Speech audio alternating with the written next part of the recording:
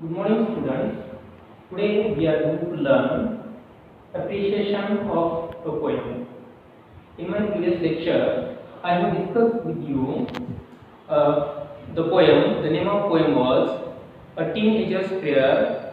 It was written by J. Morse. Today we are going to we are going to learn the appreciation of the same poem. Student, as I told you last year also, that this appreciation, the question number of this appreciation of a poem is question number 3b, because question number 3a is also based on poem, but there are some activities based on that poem. In the question number 3b, there is an appreciation of a poem, and that poem is for your syllabus. So this question is asked for 5 marks.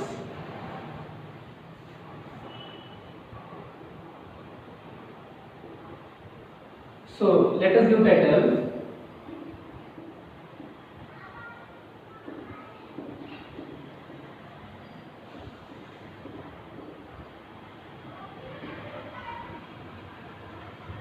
What is meaning of appreciation? In Marathi, appreciation means ras grahan. I am sure you did not understand meaning of this meaning. This Marathi meaning also. Appreciation means to find out the good qualities or to enjoy the show, to enjoy entertainment. When you read the poem, when you enjoy, and when you ask to yourself, why I enjoyed this poem, what good qualities are there in this poem, it means you have appreciated that poem. Because when you enjoy something, you must know the reason why you enjoyed it. You must remember the points why you enjoyed it. It means that is called appreciation. So for our syllabus, there is appreciation of the poem. Because when we read the poem, we understand, we enjoy, but there are certain things we must not ignore. There are certain things on which we can say that this poem is good or this poem is bad.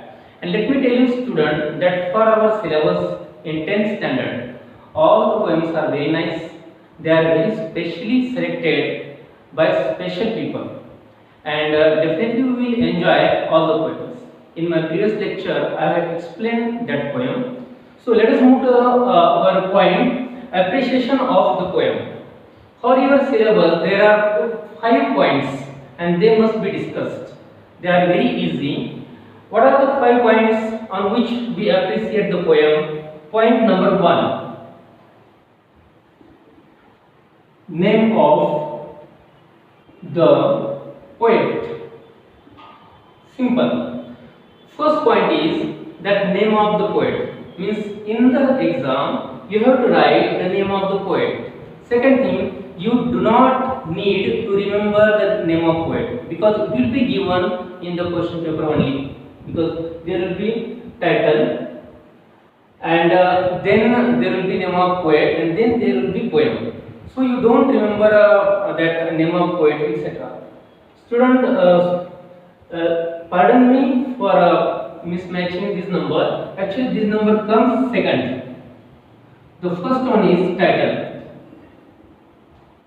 Title of the poem.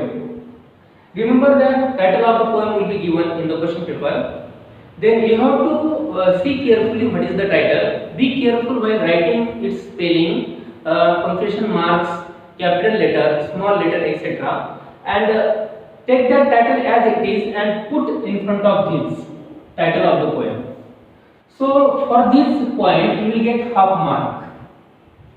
For title of the poem, you will get half mark. Then second point comes name of the poet or name of author. Author means also owner. Poet. So if you write the name of poet, you will get there also half mark. Total 1 mark. Half plus half, 1 mark for 2 points. So here this name of poet is also given in the question paper. Third point comes, that is figure of speech or figures of speech.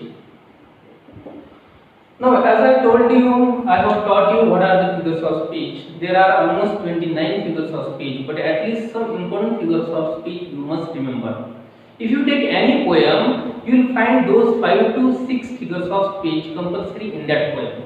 So, write at least 2 figures of speech. Of course, you have to find out those figures of speech in that poem, and then you write the name. While writing figures of speech, you must be careful in spelling, because spelling mistake is not allowed in your answer sheet. So let us, if you write 1 or 2 names of figures of speech, then you will get 1 full mark. You may write 1 figure of speech, or you may write 2 figure of speech. You can get 1 full mark. Third point finished. Number 4th, rhyme scheme or rhyme pattern. This is the next point. Rhyme scheme or rhyme pattern. What is the rhyme scheme or what is the rhyme pattern? Very soon I will explain, but let me tell you that this point also carries 1 mark. What is the rhyme scheme of a poem?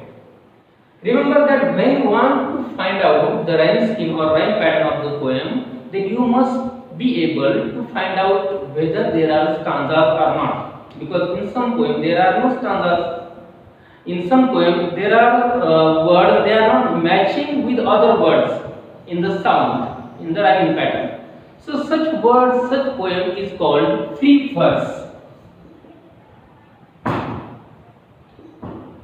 Remember student, what is called free verse? Verse means poem.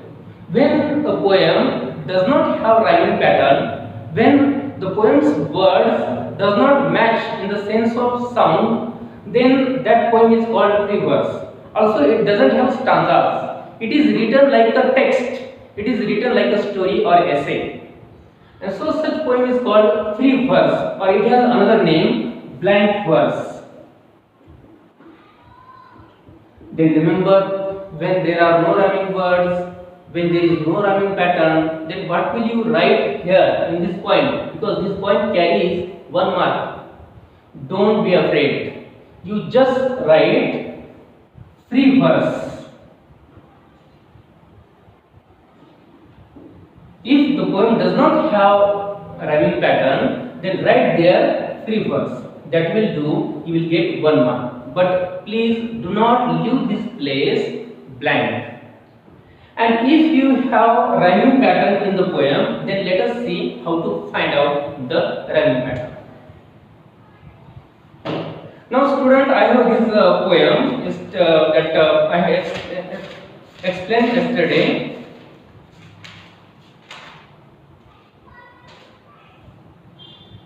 See, the poem, I will take first stanza. The first line ends with beginnings. The second line ends with make. The third line ends with choose. And fourth line ends with take.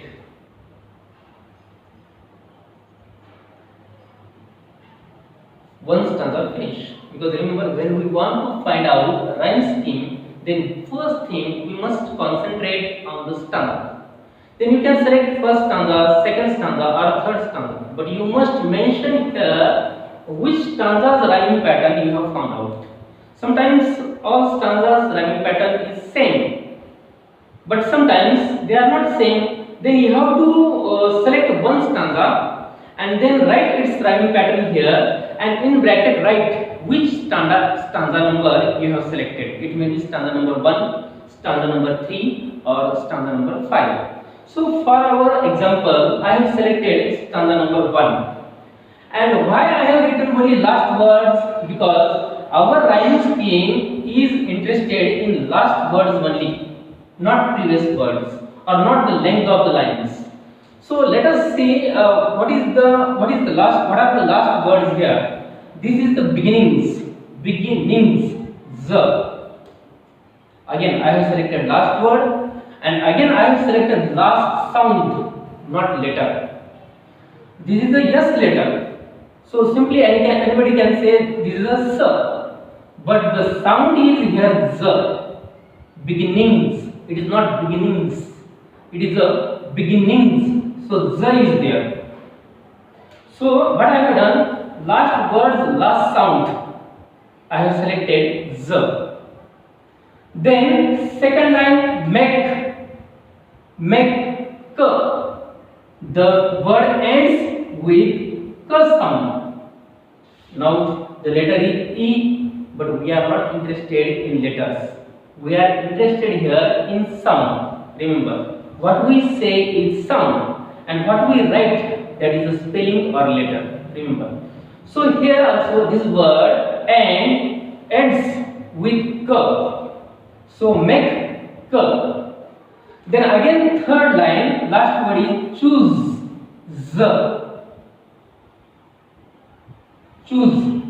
The utterance or the sound of this letter is z. So this word is ending with z. And last fourth line, that is the last word is take k. The word is ending with k. So this is how we have found out what are the last sounds of the last words. These beginnings: the, make, k, choose, the, take, k. Now let us start giving numbers.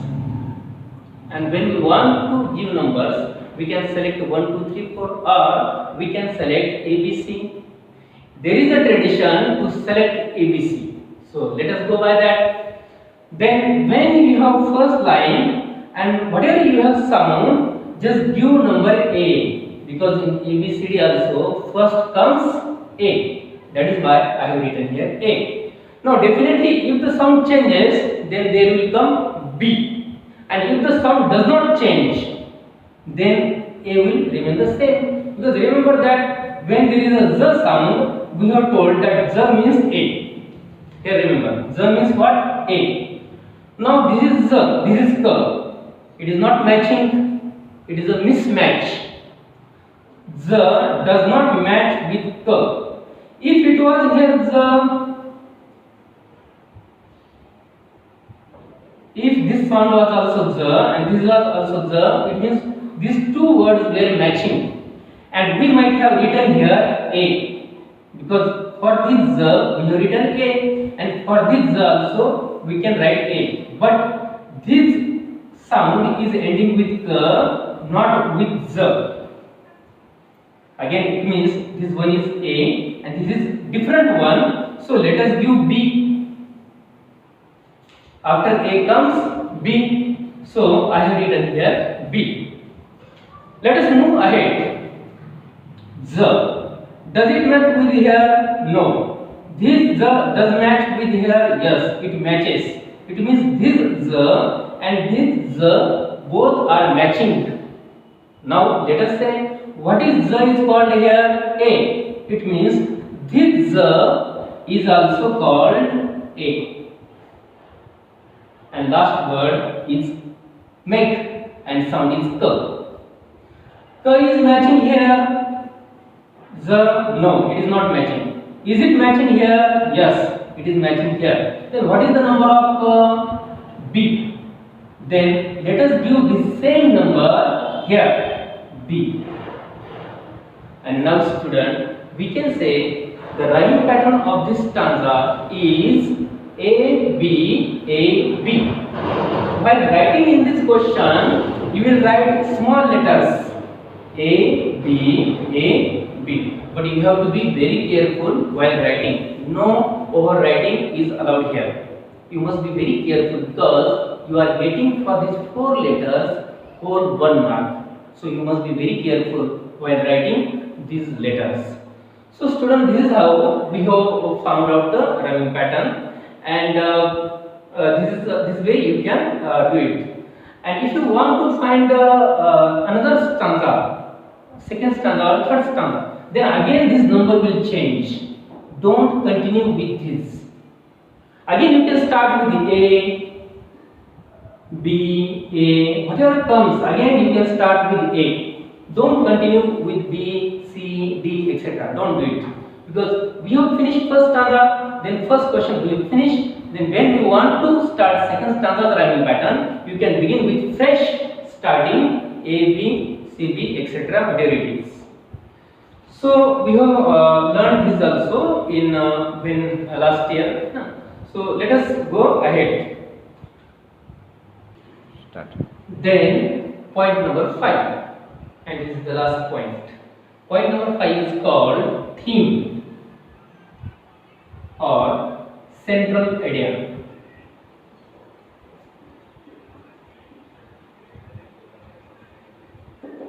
This point carries 2 marks. It means you are expected to write here 3, 4 or 5 sentences. Let me tell you what is theme or what is central idea. Simply, theme means subject. Because when a poet writes a poem, it has a subject. When a writer writes a story, it has also subject. When you watch a drama, it has also subject. When you talk, it has also subject. So that central idea, subject you must be able to write here. Means main points. Subject means what? Main points which you can easily remember. Because generally when we understand the poem, we remember main points. Those main points you are expected to write here in this point. Then if you are able to write it properly without grammatical mistake, then you will get 2 marks.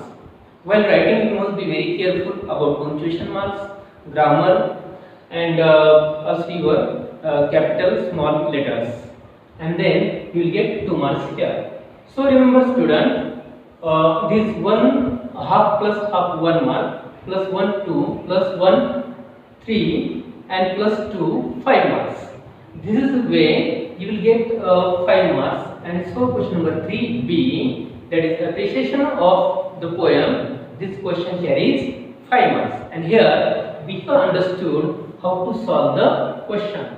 Now let us go directly to the text and let us let us do one for our practice.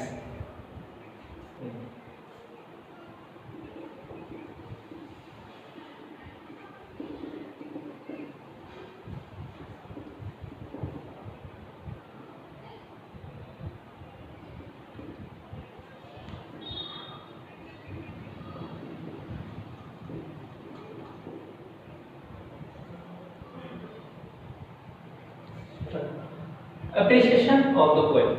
Now let us take our first poem. Student, in my previous period, I have explained, we have also discussed that poem. The name of poem is Teenager's Fair. It was written by J. Morse. We have also discussed what were the figures of speech, also its style, mood, everything we have discussed in previous lecture. So here we are taking that same poem for the appreciation. So let us start our appreciation with the points. So point number 1 is title of the poem. What is the title of poem? A Teenager's Prayer. Be careful while writing title. Which letter is capital, which is small, etc. So here I have written capital. Again, teenagers T is capital. There is apostrophe. Then there is yes. Then again prayers P is capital. You have to be very careful, and then you can copy this title from the question paper, because it will be title will be given there in your question paper. Then second point is name of the poet. This is second point. Name of the poet, or you can have name of the author. Author means also poet. Here you are expected to write name of poet. Some poems are there which does not have poet, or the name of poet is not given. Reason, because the authority or those people, they don't know who is the poet. When people do not know who is the poet, there are two words that are used generally. These words are unknown.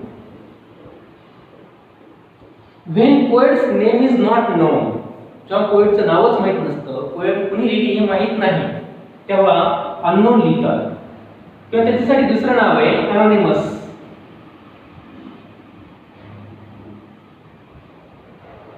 If poet's name is not given or not, it is not known who is the poet, then you can write unknown or anonymous.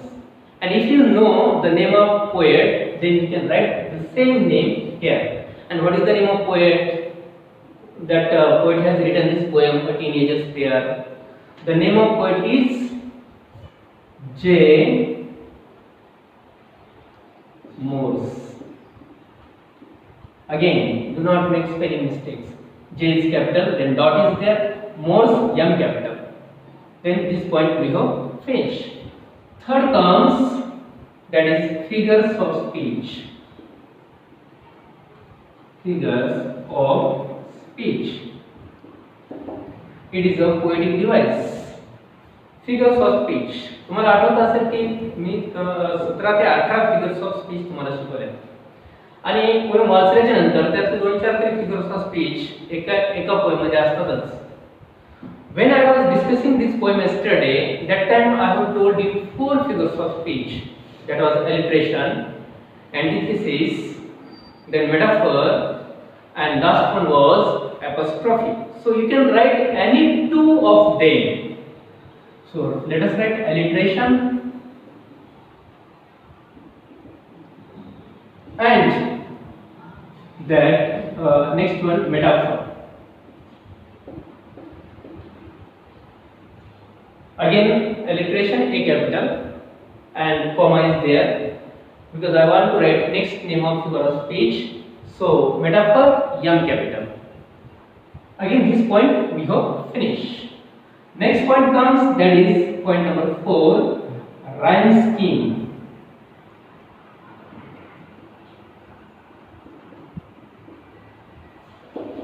What is the rhyme scheme of this poem? We have just 5 minutes before we have discussed what is the rhyme scheme. याची rhyme scheme आपण शोधून काढली आणि ती होती A B A B आणि ती आपण पहिल्या स्टांजाची रायमिंग पॅटर्न शोधून काढला. त्यामुळे इथे ब्रॅकेट मध्ये लिहूया फर्स्ट स्टांजा. बऱ्याच वेळा सगळ्या स्टांजाची एकच रायमिंग स्कीम असते पण कधी कधी वेगळी असते. त्यामुळे आपल्याला खात्री हवी म्हणून आपण ब्रॅकेट मध्ये कुठल्या स्टांजाची काढली आपण रायमिंग पॅटर्न ते आपण इथे त्या ब्रॅकेट मध्ये लिहायचं असतं. आणि आता शेवटचा आणि 5वा मुद्दा आहे तो आहे सेंट्रल आयडिया किंवा theme.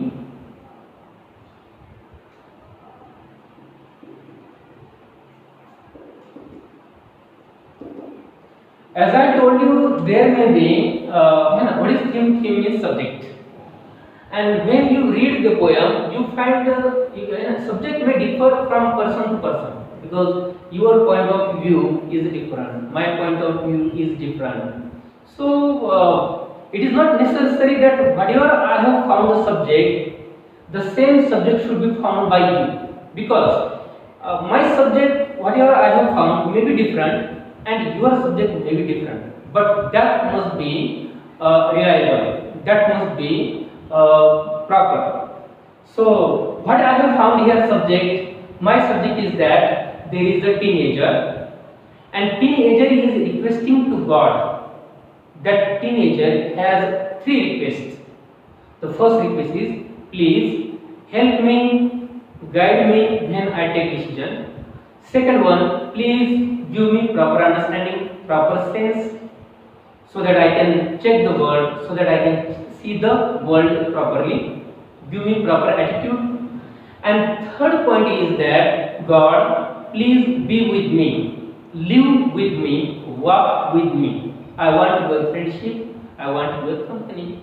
So these are the 3 points I have found in the central idea of this poem, and that will be our central idea. And if you will write properly without any grammatical mistake, spelling mistakes, and with the punctuation marks, then you will get full 2 marks.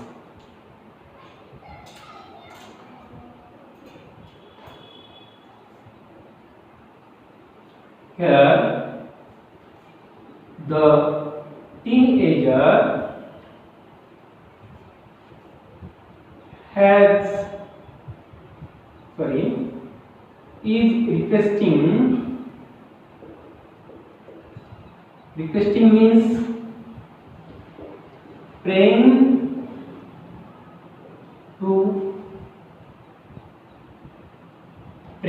here I have closed the bracket, praying to God. She has 3 requests. Remember students, prayer means request, and this teenager has 3 requests. So what are these 3 requests? Request means when you want to do something, when you want to tell somebody to do something for you, that is a request. For example, I want a glass of water. I will ask you, please give me a glass of water. It means I am requesting you something to do for me, and that is called a request. So here teenager is also requesting to God, and she has 3 requests. 3 requests. What are the 3 requests? Number 1, please,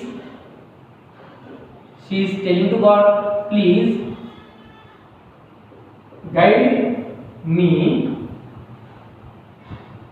while I am taking decision.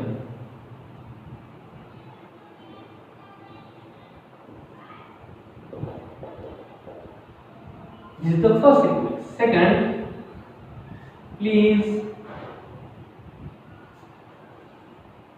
give me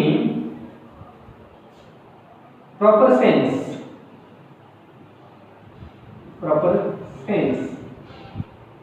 or good attitude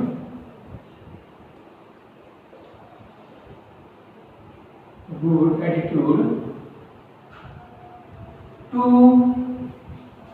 observe the world.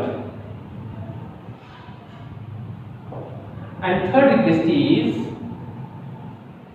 please be with me or be my friend, so that I can live fearless. Fearless means without any fear. Fearless life. So this is the central idea or theme of the poem. Students, we have written here what is the theme and central idea. Now remember that we have written 5 points, and with the help of points we have taken out some words from the poem, and we have written here. If you write this way, then you can get 5 out of 5. So this was the appreciation of poem, and this is only for 5 marks. Students, this was the appreciation of the poem. So in this period, we have seen how appreciation is done, what are the 5 points, and how on those points we have to appreciate, means we have to find out the some points from the poem, and we have done such things. So now your duty is to watch this video properly, and you can pause if you don't understand a point or my sentence or a word. Then you can pause there and you can repeat there, and you can once again listen that properly. But do not miss anything else. Please do not miss anything from my lecture, because all things are important. Every sentence, every word is important here. Also, when you will finish watching this video, after that again open this video and see this page, and you note down all these things, you copy in your notebook and check once again what you have written. Especially these 2-3 points are very important. These figures of speech, then rhyme scheme, and this central idea is also very important. So student, this was our second video. Very soon, next video will be there for your study. Till that time, goodbye. Have a nice day. Thank you.